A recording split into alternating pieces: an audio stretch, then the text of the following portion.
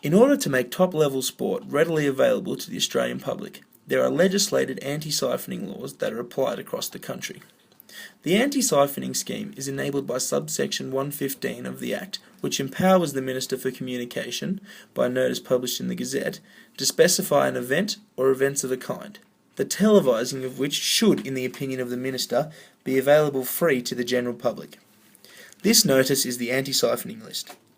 The anti-siphoning provisions were originally introduced in 1992 as part of the Broadcasting Services Amendment Act 1992, which received royal assent on the 11th of December 1992. The anti-siphoning scheme was officially introduced with the first list in 1994 to ensure that television coverage of events of national importance and cultural significance were not siphoned off exclusively to pay television. Over time, the scheme has focused on major sporting events which have traditionally been available on free-to-air television. While the scheme is not limited to sporting events, non-sporting events of national and cultural significance have not been listed. The list currently consists of a number of different sporting events in 12 categories. These categories include cricket, tennis, golf, motorsports, football, rugby union, rugby league, horse racing, the Olympic Games, the Commonwealth Games, the AFL, and netball.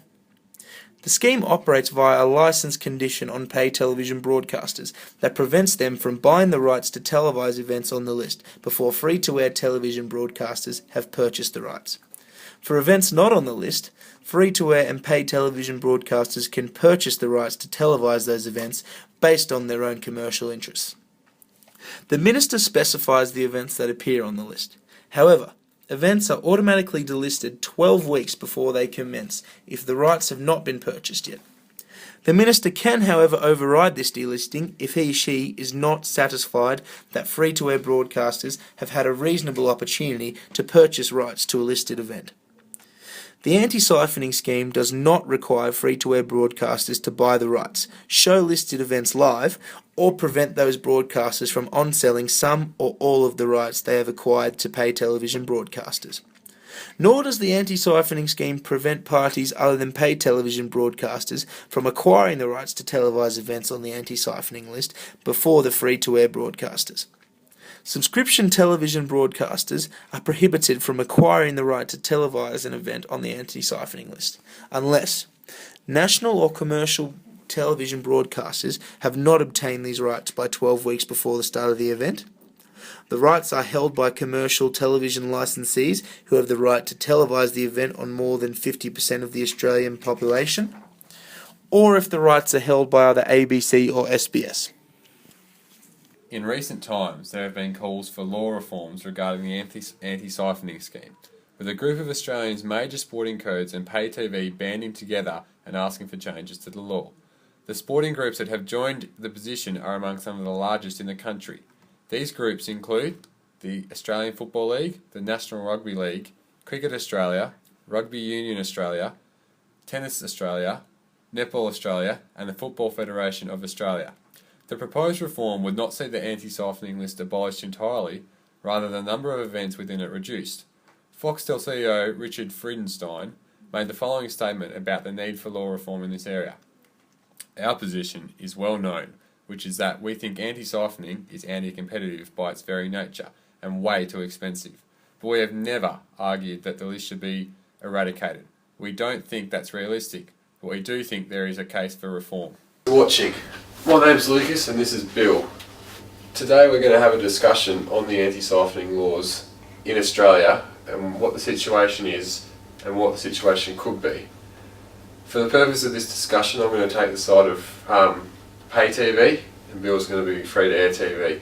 If you have your own thoughts and opinions on the matter, feel free to leave them on the comment section below. Other than that, thanks for watching. So Bill, me being on the pay TV side, my argument is that the sports economy is suffering significantly because these major events aren't able to be, bid on by these, big companies which are willing to pay good money. That affects the economy of the sport and the Australian economy in general. But do you think the popularity of the sports would be affected if they weren't readily available to the majority of people through free-to-air TV? Because that's the argument here, that these big sporting events are of huge cultural significance to Australia, And if people can't watch them on free-to-air TV, imagine if half the country couldn't watch the AFL Grand Final. Yeah, I understand what you're saying, but with the money that people are still going to pay to watch it, the sports are built up and recognised. The sports are backing it. It's not just these companies. They've got the AFL's backing on this, that they want tighter restrictions. Imagine, there was no way you could watch a live HD Grand Final last year. If you wanted to watch the AFL in HD, you had to pay for it, and it wasn't live. Look, the unfortunate thing is there are a lot of people out there, big fans, regular Australians who are suffering through tough socioeconomic circumstances. And a lot of them aren't able to afford to purchase this pay TV. So you've got kids coming from low socioeconomic families who can't watch the AFL Grand Final, can't watch the NRL Grand Final. And for example, look over in England, for example, they can't watch the Ashes unless you have pay TV.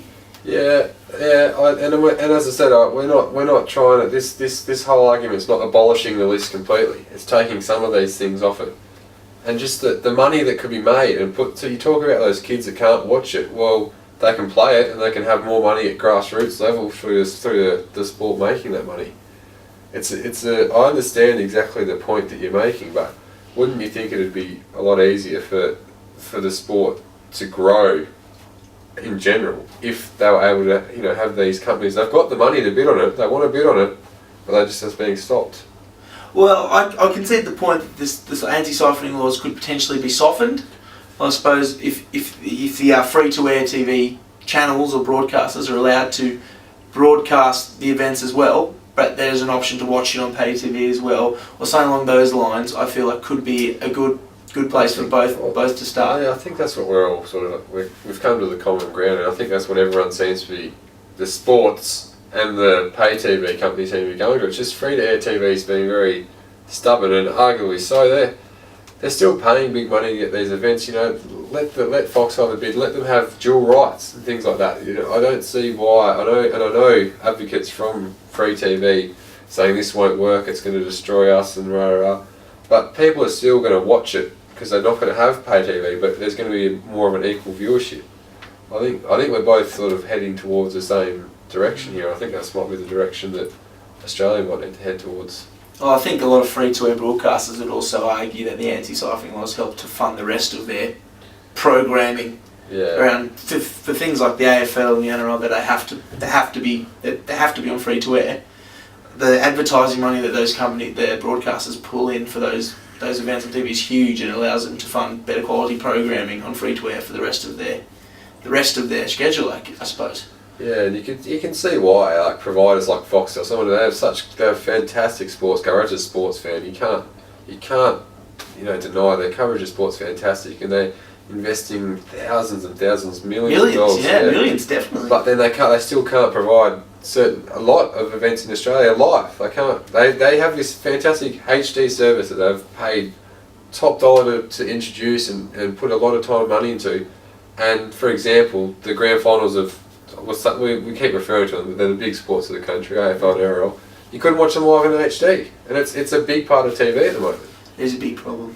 I will admit that was a big problem.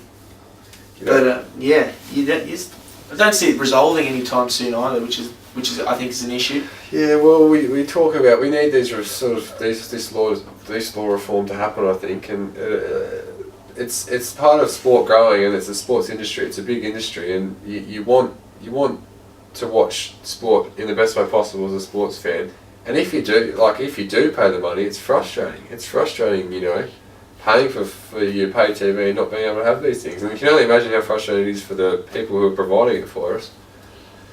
So you can see there that me and Bill have both got pretty strong views taken aside there. What we might do is take to the streets and see how other people feel about it. How the general public feels about this. Beneficial for the economy of the sport in Australia for Foxtel and pay TV providers to be allowed to bid on sports?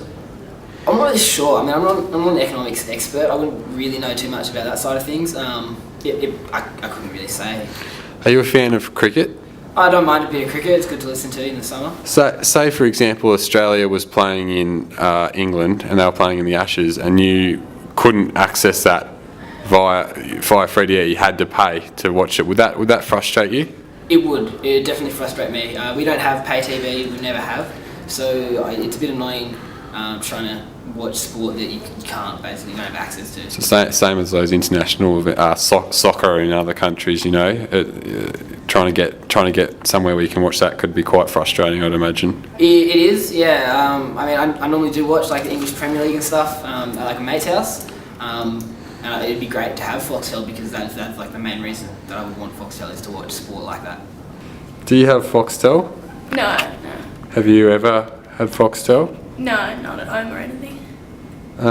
Do you feel like you ever miss out on certain sports because they are on Foxtel? Well, I think I just don't know about them, to be honest. I just have to stick to what I can see. If some of the mainstream sports in Australia were taken off free-to-air television and only broadcast on Foxtel, things like the Commonwealth Games, would that frustrate you? Oh, definitely. I really like to watch, sports events, especially the Olympic Games, Commonwealth Games. It'd be very annoying because I have to track down somewhere to try and watch them. Alright, Bill, so between our research, myself and yours discussion about it and our interviews with the public, I think we've come to a conclusion that there is a need for change, perhaps to some degree, in the anti-siphoning sports scheme, but I don't think that's to take away that list completely. No, I definitely agree. I think that it's quite evident that the anti-siphoning scheme does serve a purpose in Australian society, and that is so everyday people can still have access to the big sporting events, not just in Australia, around the world. And I think it's important that people do have access to that sort of thing. But in saying that, I guess another argument is that it's very restrictive on business people and things like that, you know? Yeah, we talk about these entrepreneurs who have gone out and they're forking out their money to buy rights for these. It's only fair that they do, you know, they don't have these massive restrictions on them so they can. It is making money, but it's money not just for them but for the economy of sport, and that flows through. That has a flow-on effect. Yeah, definitely. There's a lot of sports around Australia right now struggling for money, and things like development of the game is stagnant because of this lack of funds. And I suppose it's pretty evident that if these pay TV people were able to get more access to these sports and pay for TV rights, that more of this money would filter down through the sports to the grassroots level. Absolutely. I mean, we're looking around constantly for ways to make money for these sports, but there's something right in front of us here. It's going to take a bit of work, but it's definitely something that can be achieved, I think. Yeah, I'll have to agree with you there. I think there's no perfect answer to this yet, but it's definitely pretty agreeable that some reform is necessary. All right, Bill, well, it's been a pleasure working with you. For those of you who are watching along at home, feel free to leave any comments, as we've said, and we hope you've enjoyed. We'll get back to them. We'll get back to you on them as well. So thanks for watching.